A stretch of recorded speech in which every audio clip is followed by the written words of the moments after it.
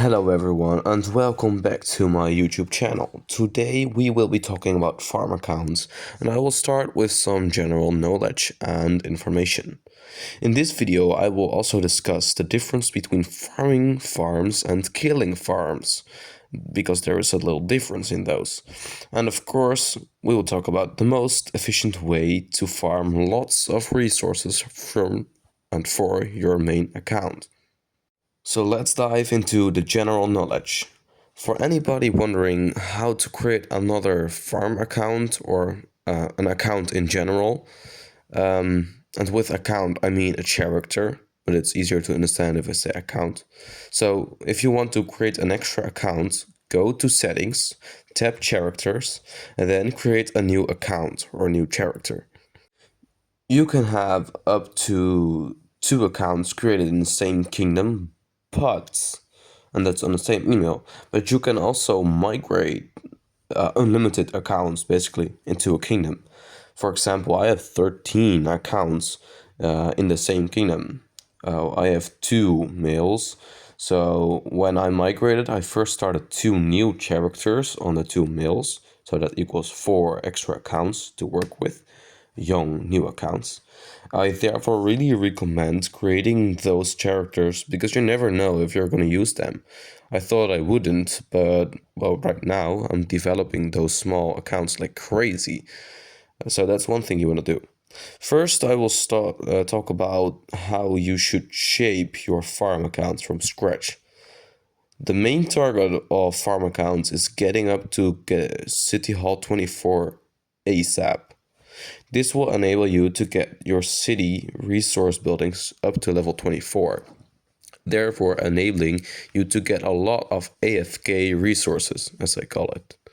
You can also get your city hall up to level 25, but only do this if you are going to use it in KVK. Here's the reason why. When your kingdom enters KVK matchmaking, the system will count different things from all City Hall 25 accounts in the kingdom. These 4 things are power, activity, kill points, and deaths. The weird thing is that there's a lot of kings and kingdom leaders that actually don't understand KVK matchmaking, and they think Lilith measures top 300, which is not true at all. Top 300 is only used for Imperium calculation and not for matchmaking.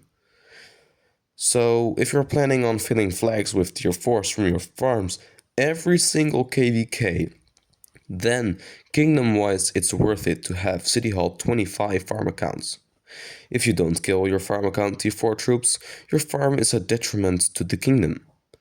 For this same reason, you don't want to level your military tech with City Hall 25 accounts, because it's dead power.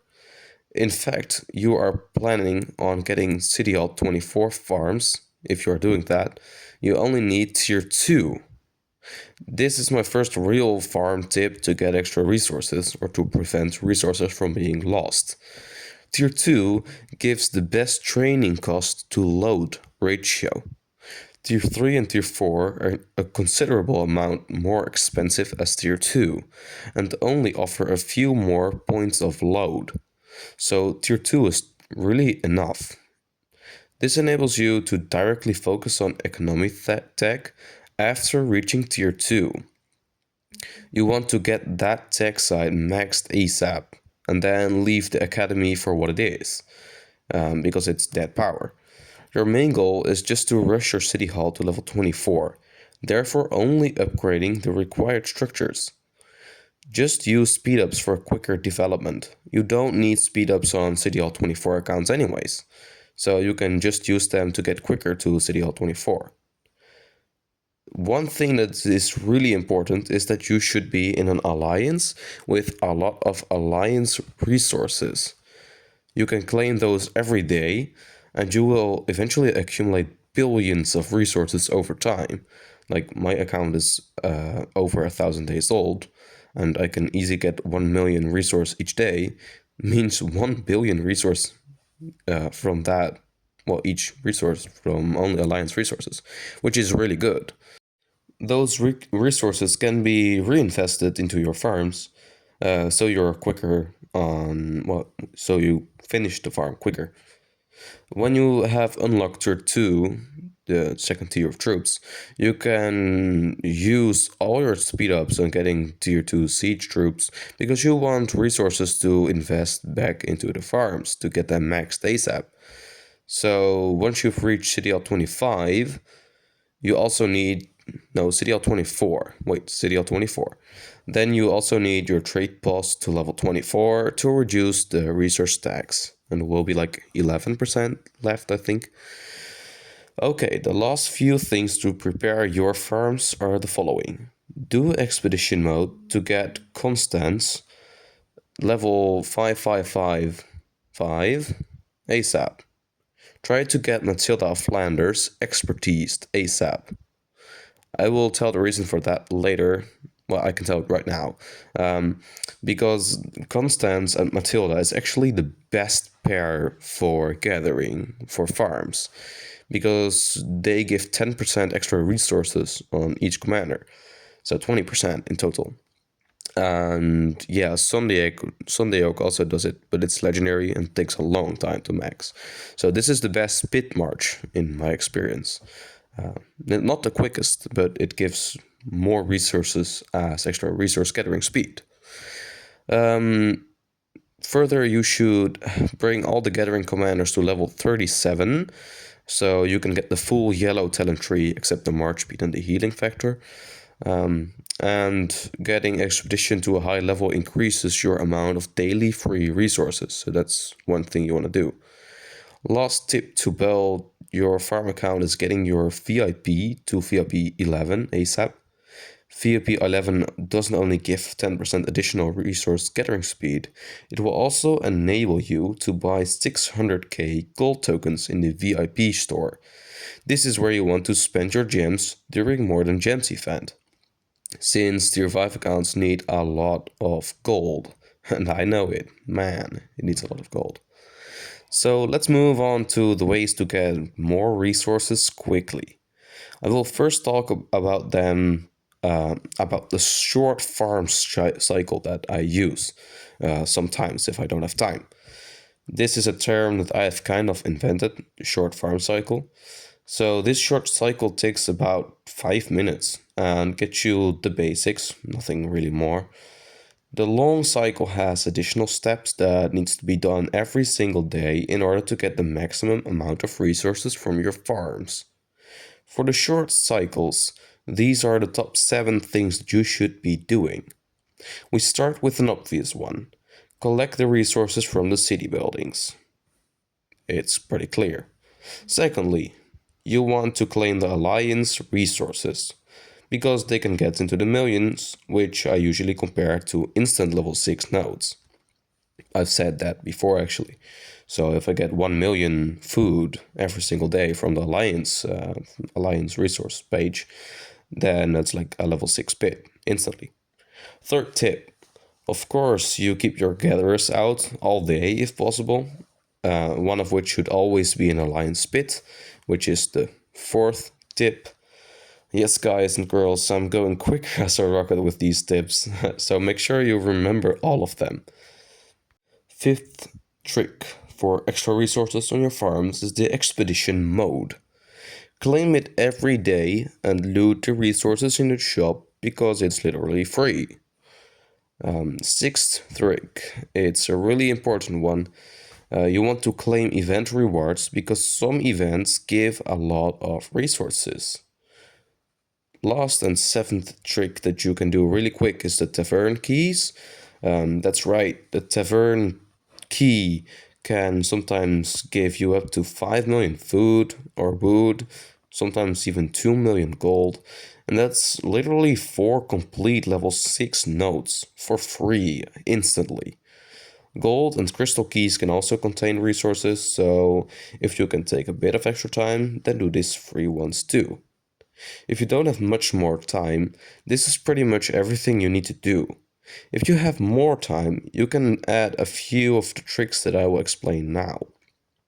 This is the long farm cycle. This is ideal if you only have 1 to 3 farms. If you have more, you'll want to keep your farm cycle short.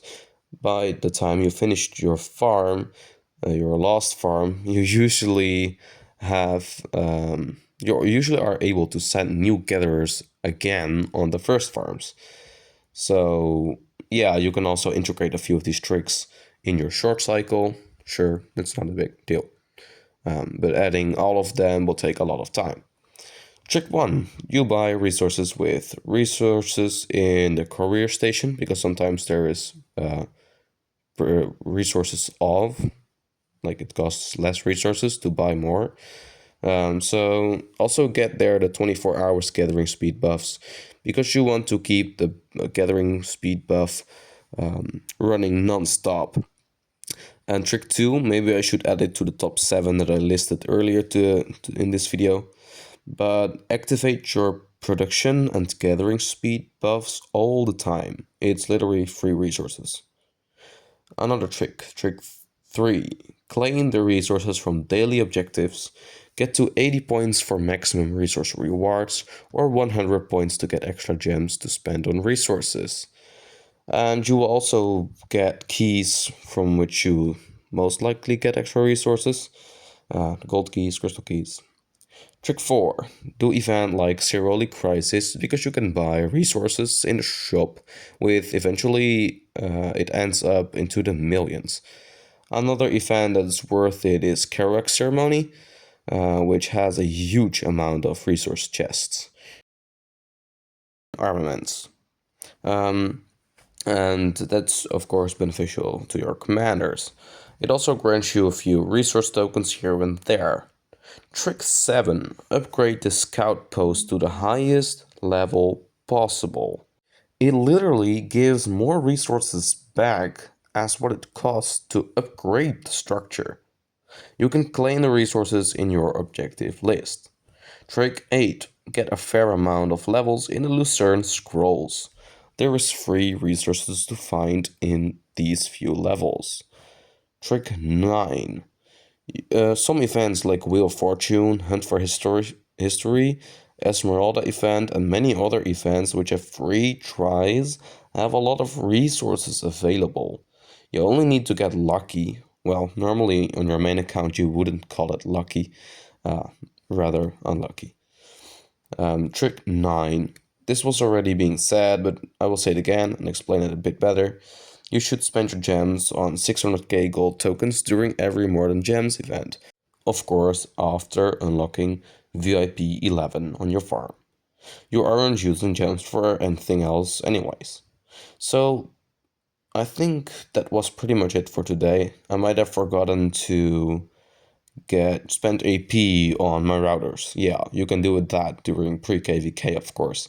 It will help you with resources and the kingdom with the rank. So that was pretty much it for today. If I missed something important, hit me up in the comments. Last thing I want to mention is that I'm trying to grow my YouTube Discord server. The link to join is in the comments below, so please join the Discord. And if you have enjoyed this video and learned something from it, please leave a like and subscribe. It would help the channel a lot. And you know the drill. If you learned something, please leave the like and subscribe, and see you in the next one, my free-to-play friends. Bye.